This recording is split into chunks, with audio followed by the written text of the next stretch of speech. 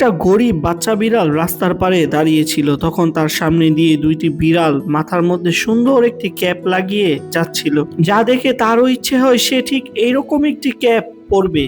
তখন সে তার মাকে গিয়ে সে কথা বলে। তার মা তার ভেড়ার লোমের থেকে সুতা তৈরি করে তার জন্য এই ক্যাপটি বানিয়ে দেয় এবং সে খুব আনন্দে ঘুরতে থাকে তার মার সাথে ক্যাপটি পেয়ে।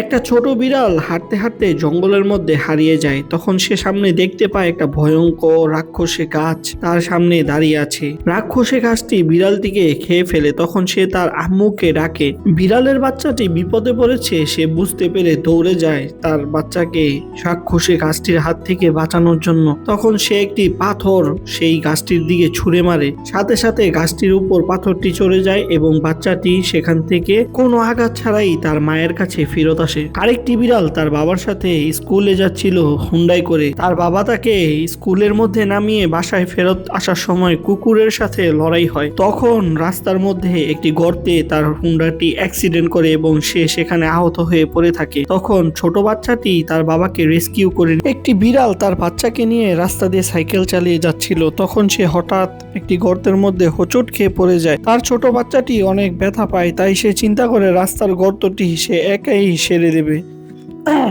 যাতে অন্য কারো বাচ্চা এইভাবে অ্যাক্সিডেন্ট না করে। বিড়ালের দুটি বাচ্চা নদীর পাড়ে খেলা করছিল একটি বল দিয়ে। তখন হঠাৎ করে পানির মধ্যে পড়ে যায়। তারা সাঁতার জানতো না বলে তারা পানির নিচে ডুবে যায়। তখন বিড়ালের মা চিন্তা করতে থাকে যে আমার বাচ্চাদের কি কোনো ক্ষতি হয়েছে, তাই বিড়ালের মা ছুটে আসে। কিন্তু অন্যদিকে একটি হাঁস বিড়ালের বাচ্চা দুটিকে রেস্কিউ করে ফেলে। হাঁসটি বিড়ালটির কাছে তাদের বাচ্চাকে ফেরত দিয়ে দেয়। অন্যদিকে একটি বিড়াল জঙ্গলের মধ্যে হারিয়ে যায়। তখন একটি ভয়ঙ্কর মাকড়সা তাকে ধরে ফেলে। বিড়ালের বাচ্চাটি তা বুঝতে পেরে দৌড়ে চলে যায় তার মাকে বাঁচানোর জন্য। তখন সে একটি বুদ্ধি করে ভয়ঙ্কর রাক্ষসে মাকড়সাকে একটি জালের মধ্যে ফাঁসিয়ে দেয়।